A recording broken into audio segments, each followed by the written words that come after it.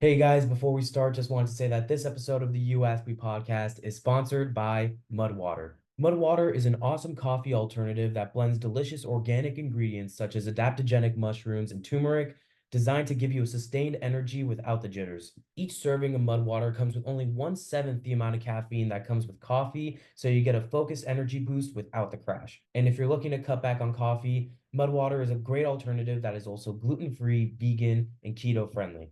So, if you're ready to upgrade your morning, feel free to use my link and try Mud Water out. You'll get 15% off any new purchase that you buy, and if you decide to subscribe and get a starter kit, you'll get $20 off along with a free frother. So go ahead, try it out, ditch coffee, drink Mud Water. Now, back to the episode. Welcome back, everybody, to the You Ask We podcast, the show where you ask the questions, they answer them, and I'm the one in the middle. And today we got an awesome guest for you guys. She's the creator of the NeuroticJewishGay Instagram page, where she mixes political satire and a bit of sarcasm through memes. She also runs a JV parody account and co-hosts the Jew Wanna Talk podcast with Debbie Lechman. I want to give a warm welcome to Miss Amelia Adams. Amelia, how's everything? Thank you. Thanks. Yeah, it's great. It's great. Thank you so much for having me. Yeah, thank you so much for coming on. I've honestly I've been a huge fan of your content on stuff for a while, so it's Thank cool you. to I have you appreciate talking. it. Yeah, so you know how the show works. We basically got a bunch of questions that people submitted. But the first hmm question always comes from me, and that's what's new with you? What's going on? What's new with me? So, yeah, awesome. So, I'm running Neurotic Jewish Gay and JV Parody. Mhm. I went to law school actually. This is not my background. Oh, where'd you Um, go for law school? in at New York Law School in Tribeca, not Oh, yeah. NYU, the other one. But I go to law school in LA also, so that's cool. Oh, nice, nice. Um, so I'm not practicing. I'm doing Mhm. this stuff full time. I write on Substack. I do some work for some NGOs. What else? I have my own podcast. Do you want to talk? I'm sure we can link that. Yes, I've been working a lot on that. I just got a new puppy. So Oh, yeah, my life has been kind of crazy. well, But yeah, work's the, been a lot. the new puppy will do that. Yeah, she Yeah. will. 100%. But yeah. Yeah, so let's get into some of these questions. I mean, the first one, obviously, what inspired you to start Neurotic Jewish Gay, and how do you like strike a balance between making people laugh and talking about serious stuff? So the thing I've actually had the account grew recently after the seventh, unfortunately. But I actually started it in 2021. Um it was after my parents and my grandpa, who's a Holocaust survivor, were there in Tel Aviv in May 2021. Like I don't know why I repeated myself, but yeah. They were hiding in the bomb shelters, and then just everyone around me was kind of sympathizing with Hamas. And I was like, what is going on? Maybe I'll make an account. I was a little hesitant at first just because I was in law school and I was like, is this gonna, like, I don't want to get canceled or anything. But Jordan Tilshin actually made a lot of funny posts during the time that made me laugh a lot. I remember sitting on the train one day coming back from my internship, and Jordan had posted these tweets where people had said like really anti-Semitic stuff. And they would say, for example, like, like they'd retweet some terrible thing that happened and they'd say, Zionists are the worst people ever. And Jordan would quote tweet it and say, me when my parents sent me to my room as a little kid. And I was like, this shit is so funny. Like maybe I'll try my hand at being funny on the internet. So on one of the last days of my internship, I was like, fuck it, I'll start an account.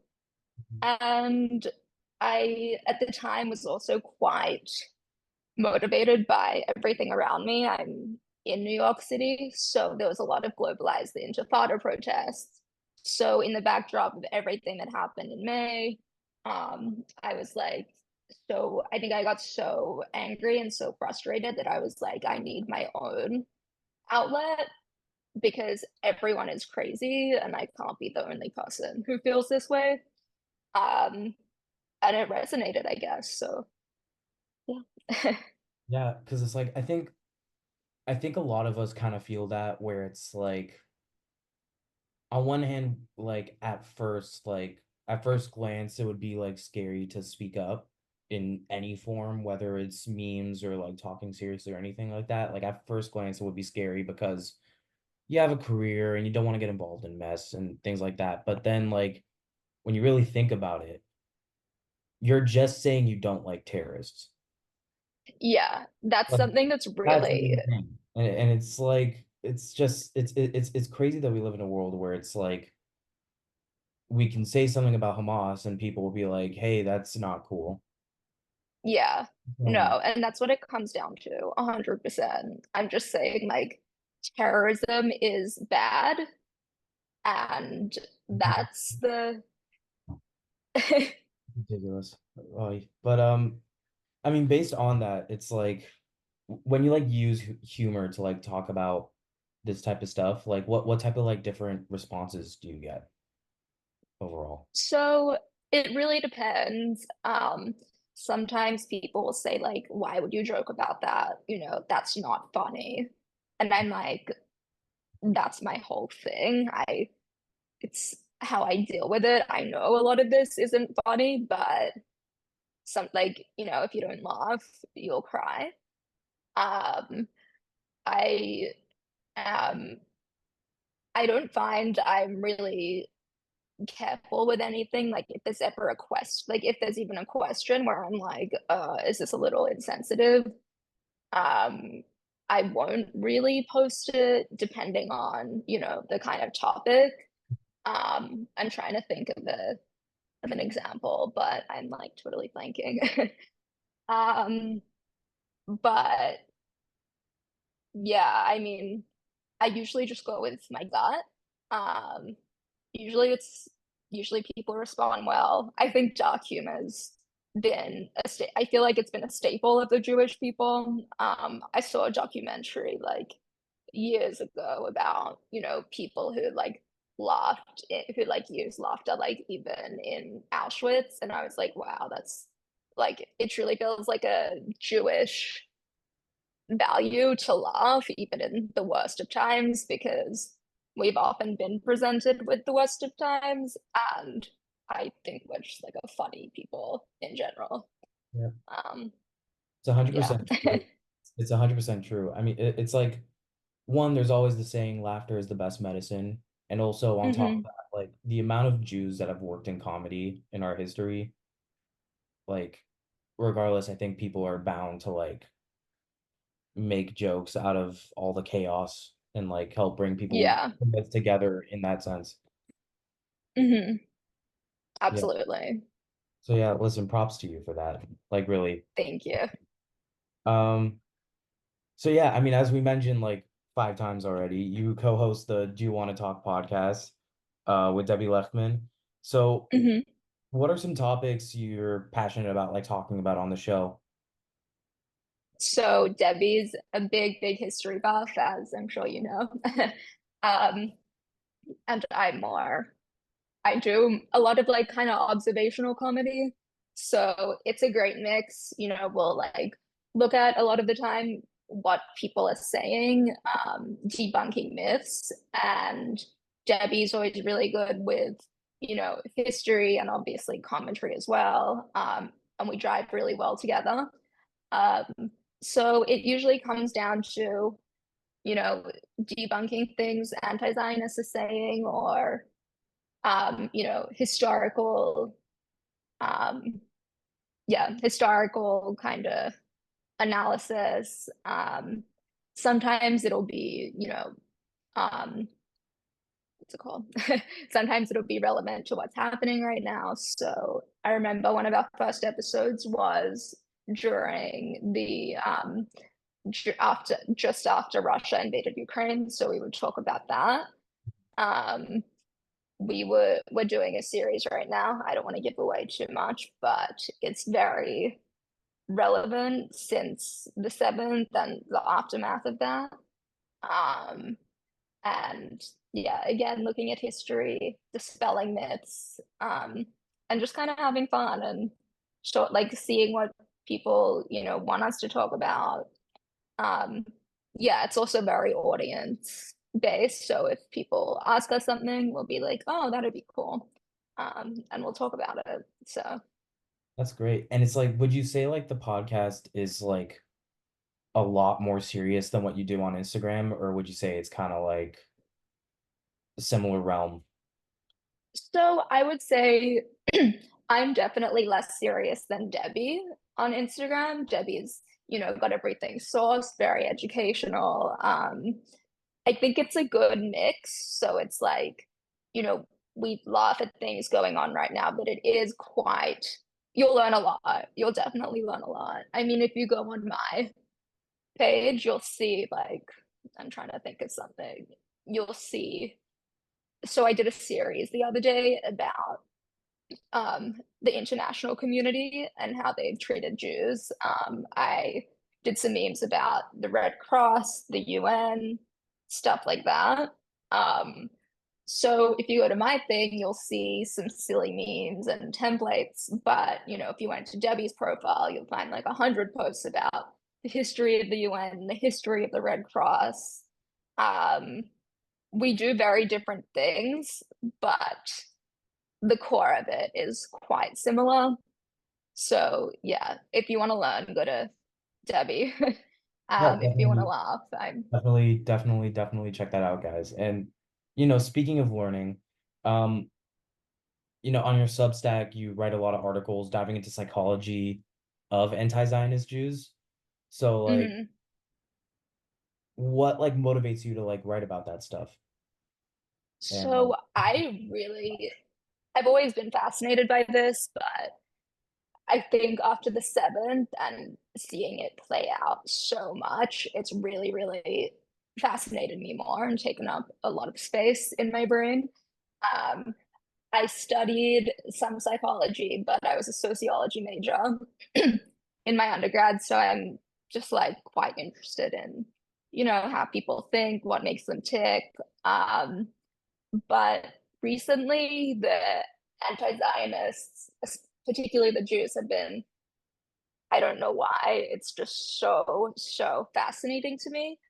I think, after the 7th, I saw a picture of I'm gonna butcher the pronunciation. I think Nutri Carter, the anti-Zionist rabbis, at all the protests in New York. Do you know who I'm talking about? So you're like, yeah.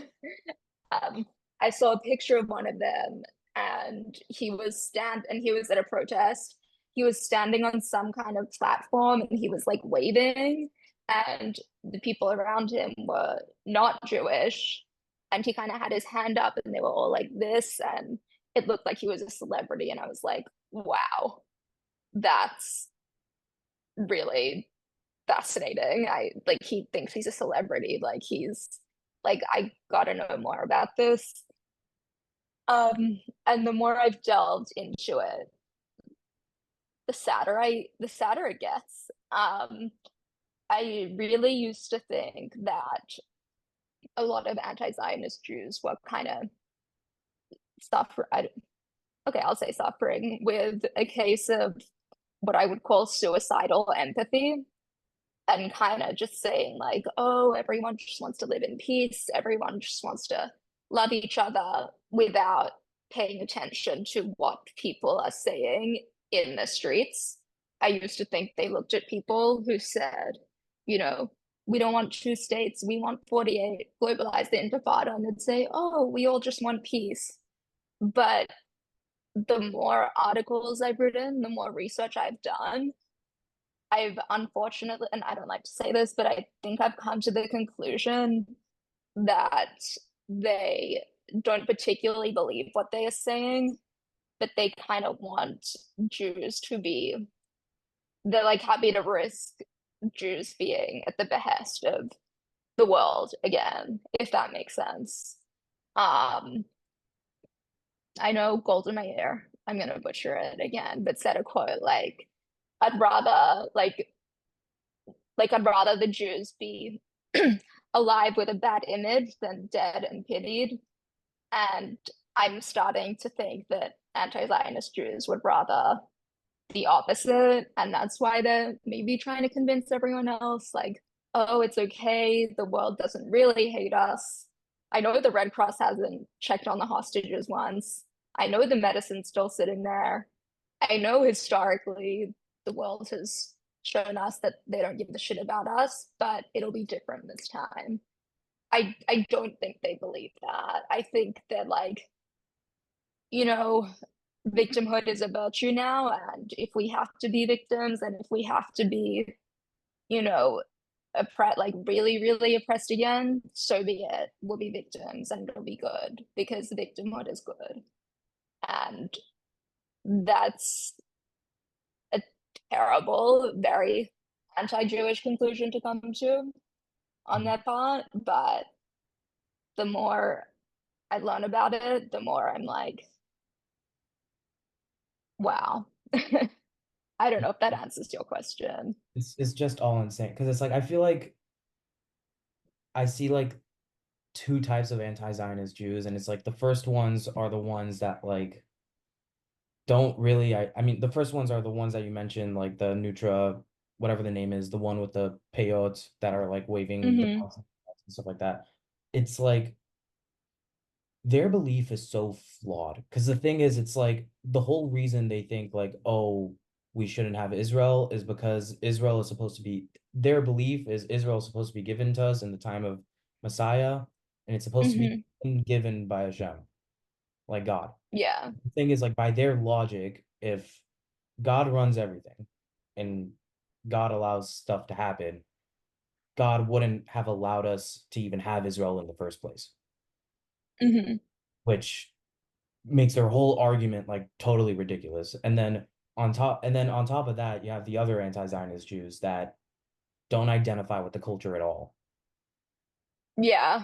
And it's like not even just in a matter of like, oh, they don't keep anything religiously like Shabbat kosher. Mm-hmm. On top of that, they nothing about them is Jewish, except like the fact Yeah. that they might have like a Steen in their last name, but they're Mm-hmm. generations American. They don't keep anything. Like if they do keep something, they maybe have like a Hanukkah bush.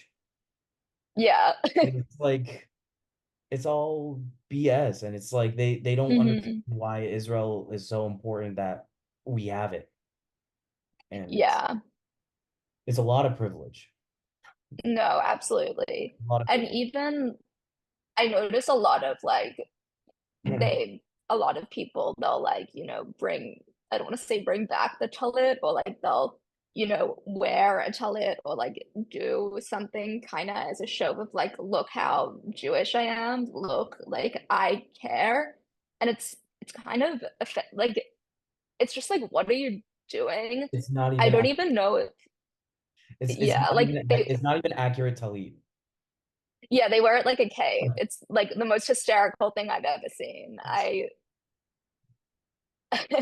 But even just that said, like, admittedly, like, I don't really keep anything.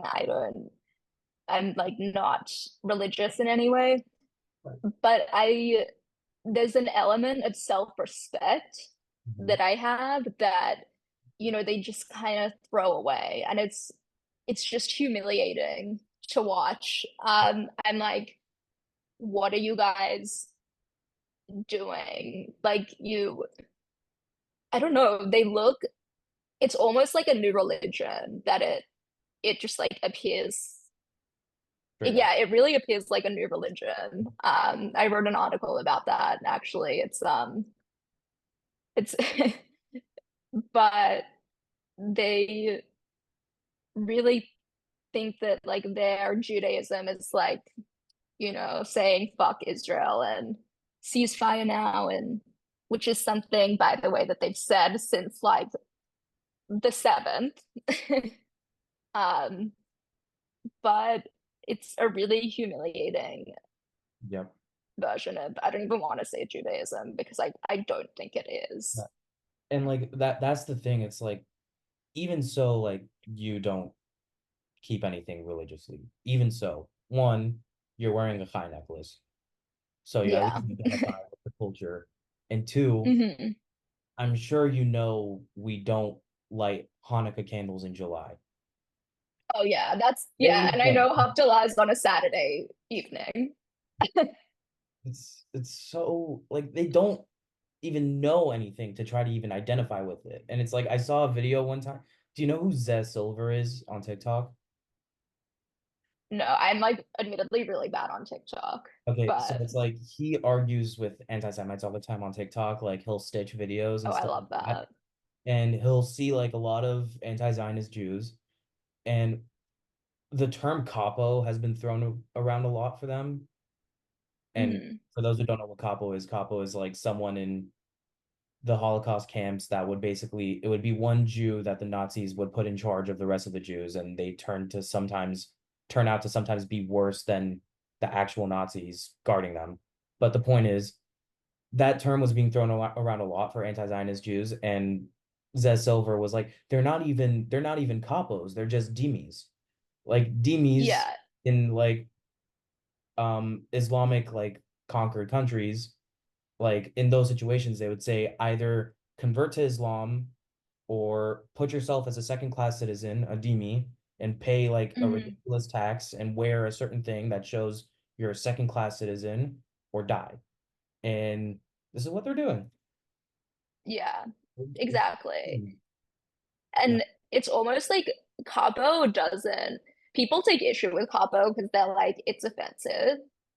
I take issue with Capo because I don't think it fully captures how ridiculous it is. Because Capo's like, as terrible as many of them were, it's undeniable to say that, you know, they like weren't under duress. Like like they had to do it to survive. These people are just trying to be cool. They're not living under like they're not gonna, they're not risking their lives or their families' lives Yeah. to, No one's holding them at gunpoint. yeah, it's almost a compliment. Yeah. It's insane. Like it's not a compliment, but yeah, it's almost elevating them Mhm. to a height that they are not 100%. worthy. It's it's just bizarre, but they hate when you call them couples. I will give them that. Um, hate it, but yeah. But yeah. I mean, yeah, moving on. So it's like this next question was asking how do you keep your content authentic while engaging in online activism? Because I know sometimes it can be Mhm. a little hectic. So one big thing that I do is I do some work for some like nonprofits and stuff like that. Whenever I am about to do work with someone, the first thing I will ask them is, you know, will this impact what I can say on my own profile? And if they say yes, I will not do it. I will not be at anyone's, you know, behest. I will not, I take complete control of what I post and I make sure that no one else has control over that. So that's one thing I do to remain authentic. I would never give up my, ability to do that. Um, One thing I am struggling with right now, which I do have to, which does control what I post a little, is the if you've been on Jewish Instagram or you've ran an account, you'll know almost an initiation into Jinsta is being shadow banned, having issues with being banned. I've had my account taken down maybe like 3 or 4 times since I started it. It's very difficult to, sometimes I'll make a meme, I'll be like, this is fucking funny, this is really good, I wish I could post it, but I don't want to risk my account. I'm writing out like the last like what, like 2 or 3 weeks of a current violation. So that's something that's made it a little difficult. I'll post stuff on Twitter sometimes if I don't post it on Instagram, but that's been a challenge to stay authentic. But because if I don't have my Instagram, I don't have my Instagram. Like I can't, do anything. So that's been a little difficult, but yeah, I it's very important to me that I stay authentically me and I'm not at someone else's beck and call because I think that's what, we're like a very small minority and a lot of people understand being in a space where we're not really welcome. A lot of the time I like put myself back into the mindset I was in college. I went to like quite an anti-Semitic college, so I think back to that and experiences there. Um, and I think that a lot of people are experiencing that. So those are like the ways I try to remain authentic. And I also often go and look at what the other side is posting just to see what's happening. So, Mhm. rile myself up. But yeah. Honestly, it's like it sucks because it's like I feel like so many people have that experience, especially like going to like an anti-Semitic place for school or work or things like that. Or Hmm. like not even like the place is anti-Semitic, but more so like the area you're in is like an anti-Semitic thing can happen like right next door. And Yeah. it's like honestly, I just want to take a second to say because it's like I went to YU for undergrad.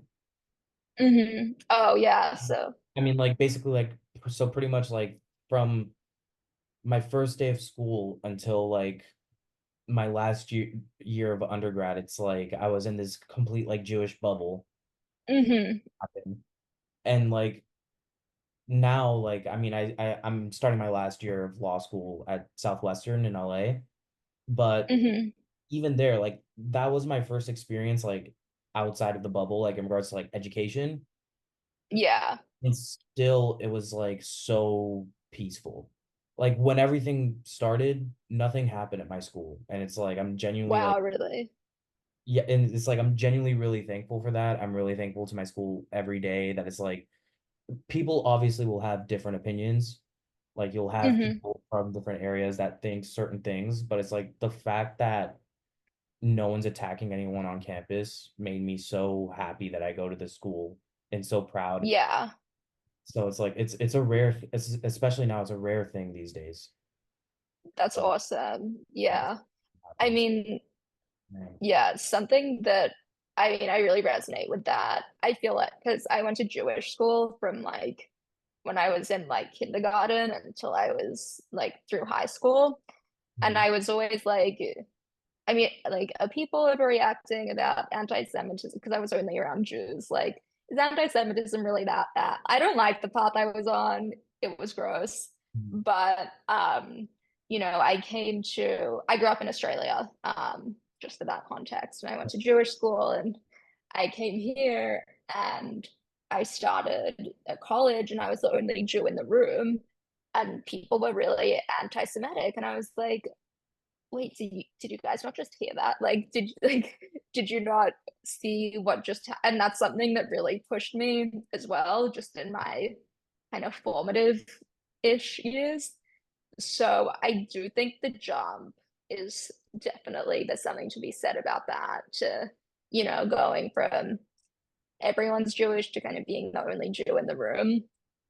And yeah, I thought that was Yeah, it's like sometimes you only learn how important it is to speak up when you're outside of the bubble.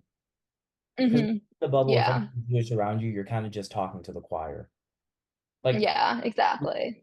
honestly, it's like like when I was in like high school, and it's like my whole following was Jewish people, along with everyone else I knew. When something would happen in Israel, and everyone would post on their stories, I'd kind of be like, Yeah.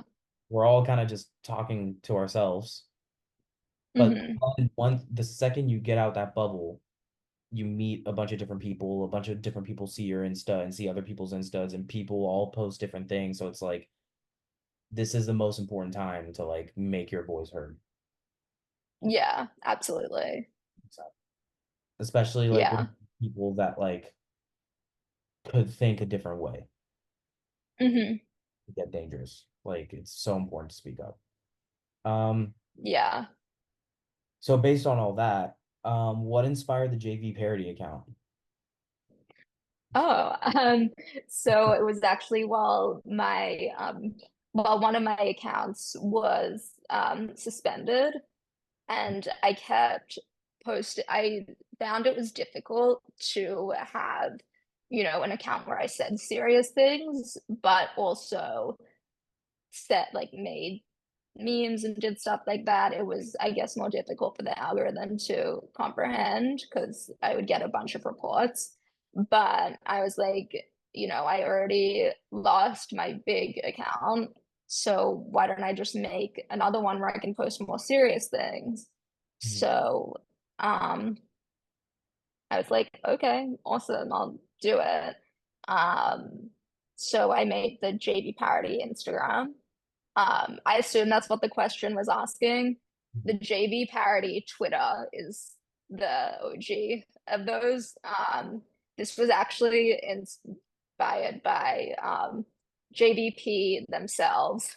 I remember in 2022, after Elon bought Twitter, people started making fake accounts for other organizations. So someone made like a parody ADL and they posted like I love apartheid and like I love whatever. And JVP reposted it and I was like, okay, you know what? That's fucking it. I'm done with you guys. I'm gonna make fun of you now. So I started a Twitter where I there would just be JV I'd like pretend to be them. Um kind of, but it would very obviously be called JV parody. Um yeah, so again, I was like, I do want to do something more serious, but let's name it JV Parody. And that was born. So there's two separate JV parodies, but I think they both get the job done. And the Instagram account is just like a passion project. It's really, really fun. I love investigating stuff. Um, but yeah, I love research. It's so much fun. Yeah, I recently hit 10K on it, so that was a proud moment. Was all good. Um, and a fun fact, thank you. A fun fact about JV parody is after the seven, JVP actually tried to have it taken down. Um, it kept getting taken down, and I contacted Instagram, and I was like, what's going on?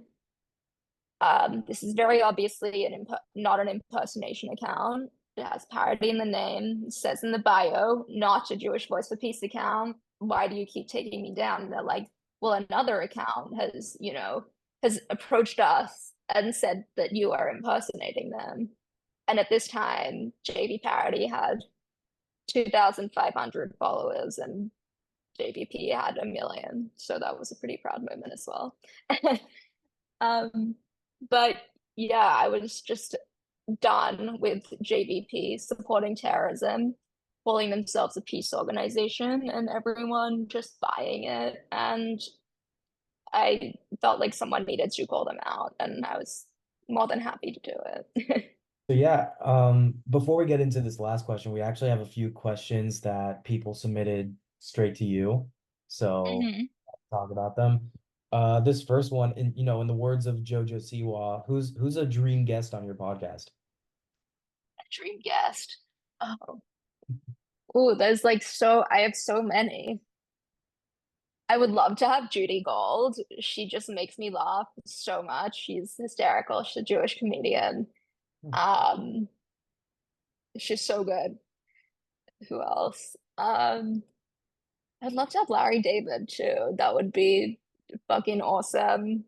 Also, Asra Nomani, who's the author of a book I read back last August. The book was called Woke Army, and Asra actually was a partner of Daniel Pearl, who was a Wall Street journalist who was abducted and killed in Pakistan in 2001.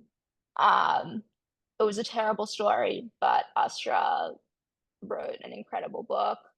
Um, and she talks a lot about the alliance between, you know, the far right Islamist movement and the progressive left. So she's also definitely a dream guest. It would be relevant Yeah. to. Yeah, it would be. It would be. That would be awesome. Yeah. Um, there are so many I'm definitely just completely forgetting, but yeah. Yeah. Larry David would be an awesome podcast guest too. Because Yeah, at the end of the day, you want the schmoozers. So it's like, and mhm, he can schmooze fantastically. So absolutely. perfect. It would be Um, funny. Yeah. yeah. This next one, out of all the Jewish food, what's your favorite to eat? This is so basic, but it really has to be challah. Like there is nothing better than just like a good piece of challah. So, no offense, so boring. So boring. It's like, It's just, what's your favorite? I mean, okay, there's a lot. And Yeah. some of which some people would claim is not Jewish at all. But Hmm. I grew up with it. But I won't even say those. I'll be nice. Um, Cholent, a good cholent hits very hard. A very good yapchik, which is basically cholent, but just very potato based. Bang it. Yeah. Let's see. Burekas hits Oh, yeah, that's pretty good. like especially like a nice mushroom burekas. Yeah. Fantastic. Malawach slaps. Like my mom is half Yemenite, so she Oh, so that's, yeah. like Malawach, Jachnun. Mm. Mm, But yeah, like just challah is yeah. boring. I'm so fucking ashy. It's embarrassing, but I'm just upset. It's like whenever anyone, like not even Jew, like whenever anyone asks me what my favorite food is, like automatically like challah, Right. like just, but yeah, Okay, so then if that's like that's the case, what's your favorite dip? hummus. So like challah with hummus. Yeah, Yeah, that's that. classic, classic. Hmm. Cool. Yeah. So yeah, someone asked how do someone asked this question, like someone wants to submit this. How do I emotionally cope with all my non-Israeli friends posting horrible misinformation? I'm so tired.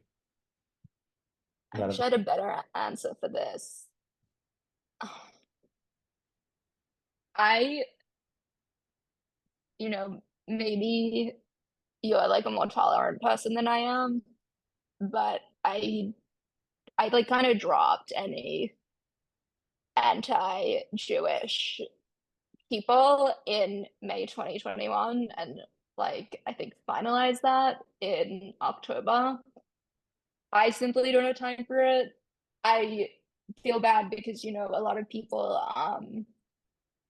kind of like a lot of their friends aren't Jewish, don't have Israeli family, don't get it. So, what is someone to do where, most of their friends maybe not Jewish or not Israeli? Um, I think the best thing to do, and it sounds cliche and silly, but I think the best is to like go and, seek out community, even in Jewish Instagram, which has really grown significantly.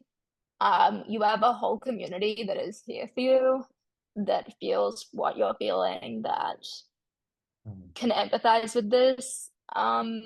But it's really, I do feel really bad because there's so many people who are like, where the fuck did all my friends go? And it sucks. But all you can do is lean on people who, have your back and you have theirs. Um, but yeah, I wish I had a better answer, but there's really, Yeah, it's just at the end of the day, friends are supposed to elevate you and like be good for you and like not hmm. feel unsafe. So at the end of the day, it's like if your friends, supposed friends, are posting a lot of information that's very harmful to you and like dangerous for your existence, then as hard as it may be at the time, you should not be friends with those people. Yeah. At the end of the day, it's just gonna get worse. And it's like you don't want those people in your life regardless. So, Hmm.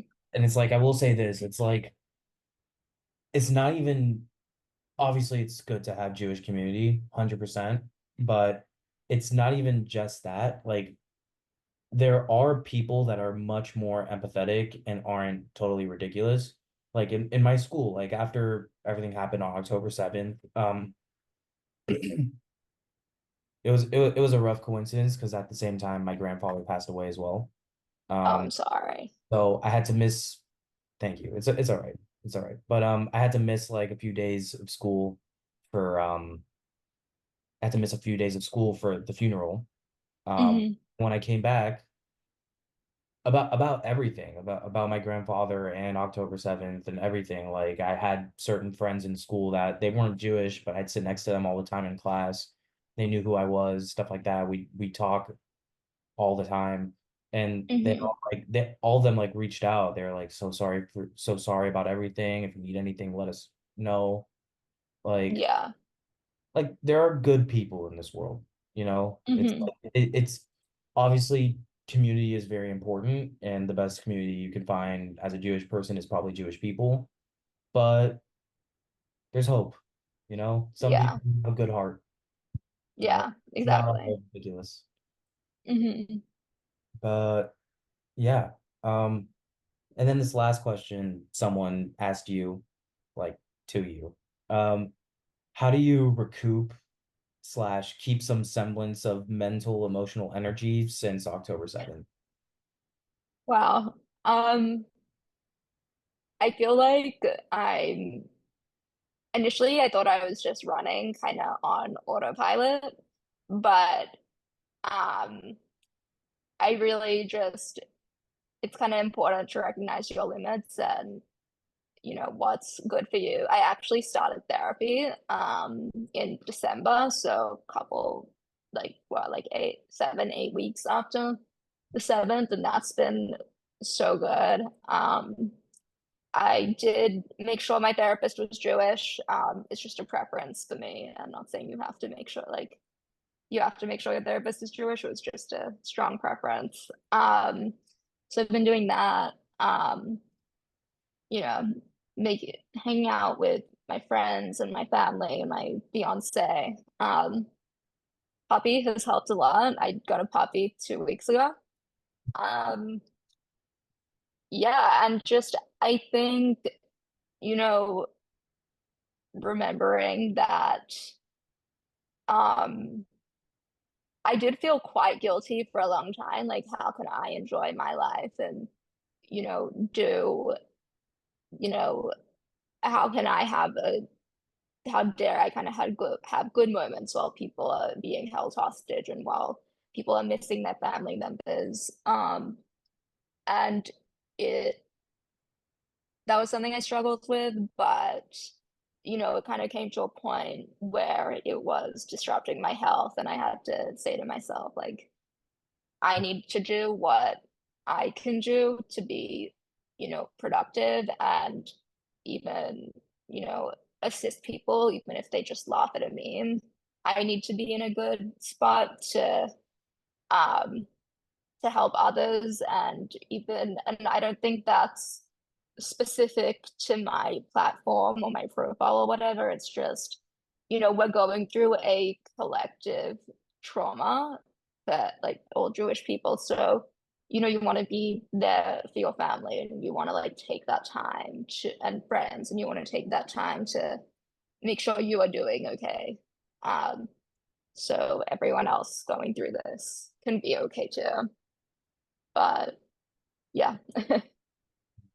So yeah, the way the show works is the first question always comes from me and the last question also always comes from me. And that's Mhm. if you had to give one piece of advice to the people watching at home, what would you tell them? Laugh.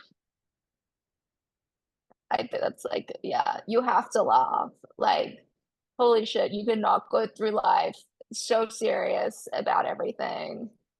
Um, even when things are so ridiculous that they're funny. You have to laugh even in the fucking worst of times. I feel like that's corny, but that's my one piece of advice. Because if you don't laugh, you'll cry, and Yeah, yeah. 100%. Enjoy life, everyone. Amelia, thank you so much for coming on. I really appreciate it. Thank you for having me. If you guys like this episode, please make sure to like and subscribe. If you guys want to see what's going on with the show, who's coming on next, stuff like that, all my links are going to be down below as well, down below. If you guys want to see what's going on with Amelia, with Neurotic Jewish Gay, with her podcast, JV Parody, all that stuff, her links are going to be down below as well. And with that, this has been the USB podcast. My name is Ed in Toronto, and I'll see you guys next week. Y'all. Yup.